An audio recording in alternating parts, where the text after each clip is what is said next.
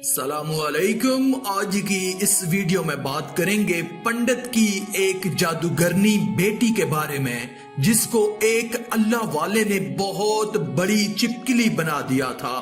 یہ سب کیسے ممکن ہوا؟ یہ بہت دلچسپ واقعہ ہے اور یقیناً آپ کی دلچسپی کا باعث ہوگا۔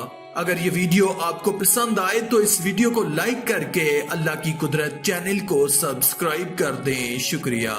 کہا جاتا ہے کہ ایک گاؤں تھا جہاں قدرت کی بے پناہ نعمتیں تھیں۔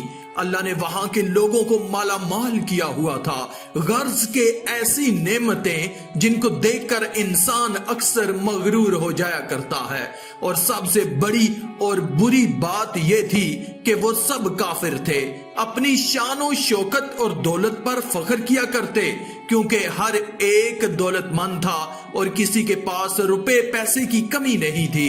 سب باغات والے تھے، خوبصورت نہریں اور دریا تھے وہاں پر، اور جب اتنا کچھ کسی انسان کے پاس ہو تو وہ مغرور ہو جایا کرتا ہے۔ لیکن یہ کسی ایک انسان کے بارے میں نہیں ہے، بلکہ پوری بستی بے تحاشا دولت مند سوائے چند مسلمانوں کے۔ وہاں پر کافر زیادہ تھے اور مسلمانوں کے گھر اکا دکا تھے۔ ان کا ایک سردار پنڈت، جس کی ایک بیٹی تھی جسے وہ بے تحاشا پیار کیا کرتے۔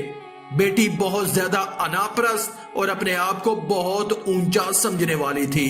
وہاں پر جو غریب لوگ تھے، جو مسلمان تھے، تمام کافر ایک دوسرے کی مدد کرتے، لیکن مسلمانوں کو دیکھنے والا کوئی بھی نہیں تھا۔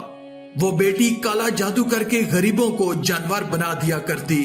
تمام مسلمان اس سے بہت تنگ تھے۔ وہ ان لوگوں کو غلام بناتی، مزدور بناتی، اور اگر ان میں سے کوئی بات نہیں مانتا تو وہ ان سب پر کالا جادو کر کے اپنے اشاروں پر نچاتی تھی۔ اس بستی میں اکا دکا مسلمان تھے جن کا کوئی پرسان حال، کوئی بچانے والا نہیں تھا۔ جب پنڈت کی بیٹی کا ظلم حد سے زیادہ بڑھ گیا تو مسلمانوں میں سے ایک بزرگ شخص نے اللہ رب العزت سے دعا کی، گڑ گڑا کر، رب کریم، ہماری نسلیں جو چند ایک یہاں پر بچی ہیں، ان نسلوں کو تو بچا لے۔ اس پنڈت کی بیٹی نے ہمارا جینا دوبھر کر دیا ہے، کوئی بھی ہمارا مسیحا نہیں ہے، نہ دولت ہے نہ جسمانی طاقت ہے۔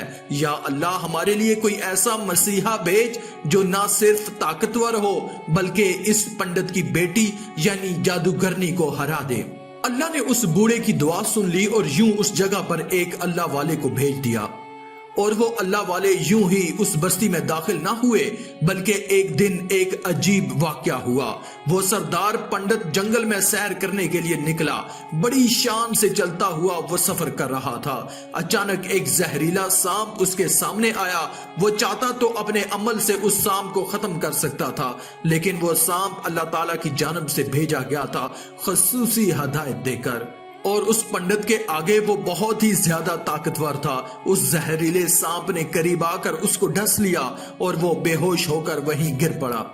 اس کے جو غلام تھے، جو ساتھی تھے، انہوں نے جب اپنے سردار کی یہ حالت دیکھی کہ ایک زہریلے سانپ نے کاٹ لیا ہے تو فوری طور پر اسے گھر پہنچایا گیا۔ اس لڑکی نے جب اپنے والد کی یہ حالت دیکھی تو ملک بھر کے بڑے بڑے طبیب بلائے گئے، اور وہ اپنے ہنر میں بہت ماہر تھے، پر عجیب بات یہ تھی کہ لاکھ کوششوں کے باوجود زہر کو نکالنے میں ناکام ہو رہے تھے، اور زہر تیزی کے ساتھ اس کے جسم میں پھیل رہا تھا۔ کوئی بھی اس زہر کو جسم سے نکالنے میں کامیاب نہ ہوا، اور وہ خود بھی اتنا بڑا عالم تھا، اس کے باوجود وہ اپنا علاج نہیں کر پا رہا تھا۔ اسے تو کوئی ہوش ہی نہیں تھی۔ اتنی بڑی طاقت رکھنے کے باوجود، اتنا روپیہ پیسہ ہونے کے باوجود، اور اتنے بڑے بڑے ہنر میں ماہر حکیم ہونے کے باوجود، کوئی بھی اس کے زہر کو جسم سے نکالنے سے قاصر تھا۔ اسی وقت شہر میں ایک درویش کی آمد ہوئی۔ درویش کو تو اللہ تعالیٰ نے اسی مقصد کے لیے بھیجا تھا۔ اس کے گھر کے پاس پہنچ کر دروازے کو کھٹکھٹایا۔ بڑے بڑے درباری کھڑے تھے۔ انہوں نے کہا کہ کیا بات ہے، کس سے ملنا ہے؟ उसने कहा, यहाँ के एक सरदार को सांप ने डस लिया है। वो कहने लगे, तुम्हें कैसे पता? तुम तो हमें अजनबी लगते हो और आज तक हमने तुमको यहाँ नहीं देखा। उसने कहा, मुसाफिर हूँ और मुझे खबर मिली कि यहाँ के सरदार को एक जहरीले सांप ने डस लिया है और कोई भी उनका इलाज नहीं कर पा रहा है। दरबारियों ने पूछा कि तुम कौन हो? उन्होंने कहा कि मैं हकीम हूँ और मैं उनका इलाज करने आया हूँ। वो दरबारी दरवेश की हालत देखकर हंसने लगे कि आपने फटे पुराने कपड़े पहने हुए हैं और हुलिये से भी वो गरीब लग रहे थे, यानी फकीर। वो कहने लगे, तुम इतने बड़े सरदार का इलाज करोगे? अरे यहाँ मुल्क भर के बड़े बड़े मायानाज तबीब बुलाए गए हैं, पैसों की कोई कमी नहीं है। हमारे सरदार को और तुम जैसे गरीब से वो अपना इलाज करवाएंगे? दरवेश ने कहा, अगर तुम चाहते हो कि अपने सरदार की जान बच जाए तो फिर मुझे अंदर आने की इजाजत दो। वो कहने लगे, ठीक है, हम अंदर से इजाजत लेकर आते हैं। वो अंदर आए और पंडित की बेटी से कहा, जनाब, बाहर एक गरीब आया है, हुलिये से फकीर लग रहा है, लेकिन कहता है कि मैं पंडित का इलाज कर दूंगा और जहर जो तेजी से फैलता जा रहा है उसको निकाल कर फेंक दूंगा। वो कहने लगी, ठीक है, उसको अंदर बुलाओ। जब वो दरवेश उस घर में आए तो देखा कि पंडित जहर के दर्द से तड़प रहा है और अपनी टांगों को बार बार बिस्तर पर मार रहा है। वो पंडित के पैर की जानब आए जहां पर सांप ने काटा हुआ था। जिस जगह पर सांप ने काटा हुआ था उस जगह पर अल्लाह वाले ने थूक दिया और फौरी तौर पर वहां से भाग गया। पंडित के सारे साथी और उसकी बेटी फिक्रमंद कि ये कौन दीवाना था कि कमरे में आया और इलाज करने के बजाय उस जगह पर थूक दिया जहां पर सांप ने काटा था और भाग गया और उसको किसी ने गिरफ्तार भी नहीं किया। उसकी बेटी गुस्से से तिलमिला रही थी कि उसने बेअदबी की है, गुस्ताखी की है यहाँ के सरदार की। चलो कोई बात नहीं, थूक को साफ करो, मैं अभी अपने अमल से उसको जानवर बना देती हूँ। लेकिन जैसे ही पंडित की जहर से नीली होती टांग से थूक साफ करने लगा तो हैरान होते हुए रुक गया। उसने उंगली से थूक को सांप की काटी हुई जगह पर मल दिया तो उसकी बेटी कहने लगी, ये आप क्या कर रहे हैं? उस दीवाने ने मेरे बाप की टांग पर थूक दिया और आप उस थूक को मल रहे हैं। उसने हाथ के इशारे से पंडित की बेटी को रोक दिया और कहा, रुको एक मिनट को। जैसे ही उस थूक को पंडित की टांग पर मला तो फौरन जहर का असर जायल हो गया। वो टांग जो काटने के काबिल हो गई थी वो टांग पहले वाली हालत में आ गई। वो जो नीली हो चुकी थी वो असल हालत पर आ गई और पंडित होश में आ गया। जब पंडित होश में आया तो दरवेश के थूकने के किस्से का पता चला। उसने कहा, वो तो हमारा मसीहा है, तुम लोगों ने उसे दीवाना कहा और वो इस तरह कैसे यहाँ से गायब हो गया? उसको लेकर आओ हमारे पास, उसने तो हम पर बहुत बड़ा एहसान किया है और हम उसके एहसान का बदला जरूर चुकाएंगे। उसकी बेटी जो खामोशी से अपने बाप को देख रही थी, पंडित के हुक्म पर उसके सारे दरबान, सारे सिपाही उस दरवेश को ढूंढने के लिए निकले। वो लोग चारों तरफ फैल गए, कहीं भी उनको दरवेश ना मिला। फिर एक जंगल में दाखिल हुए तो वहां एक दरख्त के नीचे एक आदमी को इबादत करते हुए देखा। वो गौर से उस दरवेश को देख रहे थे कि ये क्या कर रहा है, ये किस तरह की इबादत है। हम लोग तो अपने बुतों के आगे हाथ जोड़ते हैं और ये तो न जाने किसी को सजदा भी कर रहा है। खैर, पंडित का हुक्म था। फौरी तौर पर दरवेश को पंडित के पास लाया गया। पंडित ने कहा, आप कौन हैं और कहां से आए हैं? मैं सबसे पहले तो गुस्ताखी की माफी चाहता हूं कि मेरे लोगों ने आपकी बहुत बेइज्जती की, लेकिन आपकी वजह से आज मैं जिंदा हूं।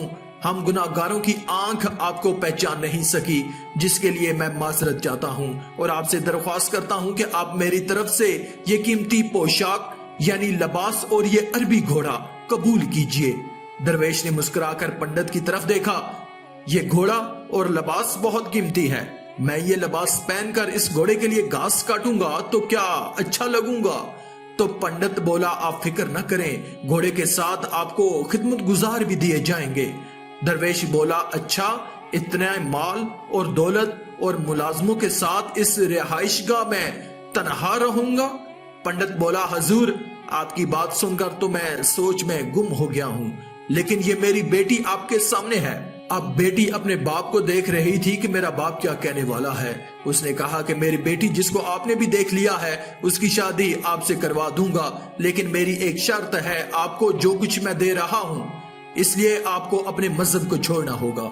میرے خاص ملازم نے آپ کو عبادت کرتے ہوئے دیکھا اور جہاں تک ہماری معلومات ہے ہم بتوں کے آگے سجدہ کرتے ہیں، ان کی عبادت کرتے ہیں، اور آپ جس کے آگے سجدہ کر رہے تھے وہ آپ کا خدا ہے نا؟ آپ مسلمان ہیں اور آپ نے آج جو ثبوت دیا ہے، اس لیے میں آپ سے ایک گزارش کرنا چاہتا ہوں کہ سب کچھ لے لیں اور اپنے مذہب کو چھوڑ دیں۔ کیا آپ ایسا کر سکتے ہیں؟ درویش مسکرا کر بولے، پنڈت جی، آپ اپنا گھوڑا اور قیمتی لباس، اپنی بیٹی، عالیشان گھر، ہر چیز اپنے پاس واپس رکھ لیں۔ میں خوش ہوں کہ میں ایک مسلمان ہوں، کہ اگر یہ تمام نعمتیں لے کر مجھے اپنا مذہب چھوڑنا پڑے تو اپنی جان دے کر بھی میں اپنا یہ مذہب نہیں چھوڑوں گا۔ جس رب نے مجھے پیدا کیا ہے، کیا اس رب کے دین کو چھوڑ کر میں آپ کے پاس آؤں صرف ان چند پیسوں کے لیے، دنیاوی چیزوں کے لیے؟ مجھے تو آخرت کی زندگی چاہیے اور یہ سب تو مجھے وہاں پر مل جائے گا۔ اس لیے میں اپنی درویشی میں بہت خوش ہوں۔ اللہ تعالیٰ نے جس مقصد کے لیے بھیجا ہے وہ مقصد بس پورا ہو جائے۔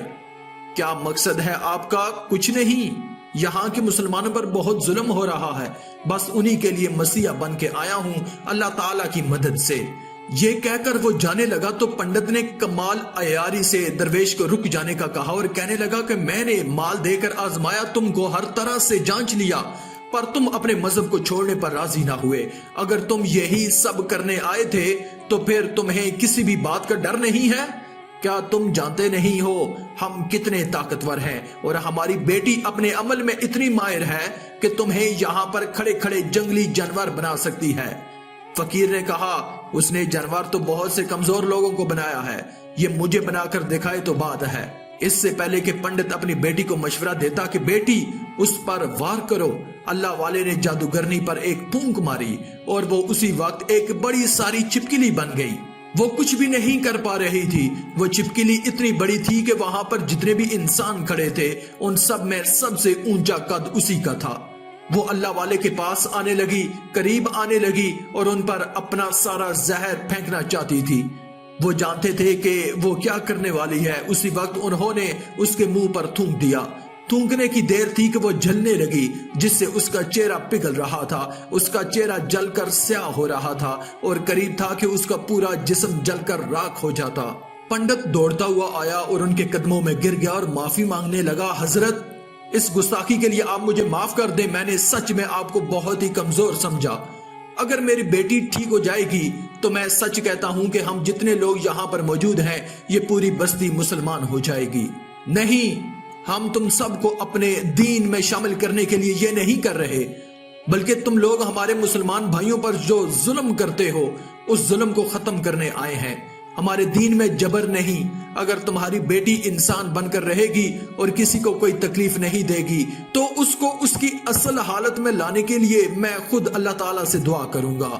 پنڈت کہنے لگا، ہاں میری بیٹی اپنی اصلی حالت میں آئے گی تو کسی پر کوئی ظلم نہیں کرے گی، بلکہ میں اب دل سے معافی چاہتا ہوں کہ میری بیٹی نے جو کچھ کیا ہے یہ آئندہ کوئی بھی کالا جادو، کوئی بھی عمل نہیں کرے گی اور کسی مسلمان پر بھی سختی نہیں کرے گی، بس آپ ایک بار اس کو انسان بنا دیں۔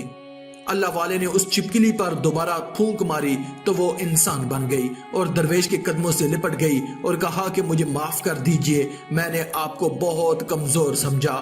آپ جب تک یہاں تھے میرے لیے ایک حقیر انسان تھے، جس کے لباس سے، جس کے حلیے سے جو مجھے ایک دیوانہ فقیر لگ رہا تھا۔ میرے باپ کی ٹانگ کا زہر آپ نے ہٹایا، اس کے باوجود میں آپ کی دشمن بنی رہی۔ اس لڑکی کا آدھا چہرہ سیاہ ہو چکا تھا۔ وہ کہنے لگی، آج میں اپنے باپ کے ساتھ آپ کے دستے مبارک پر مسلمان ہونا چاہتی ہوں، بیعت لینا چاہتی ہوں، اور میں یہ وعدہ کرتی ہوں کہ آئندہ اس بستی میں کوئی بھی ظلم نہیں ہوگا، بلکہ سب ایک دوسرے کے ساتھ مل جل کر بھائی چارے کے ساتھ رہیں گے اور سب مسلمان ہو جائیں گے۔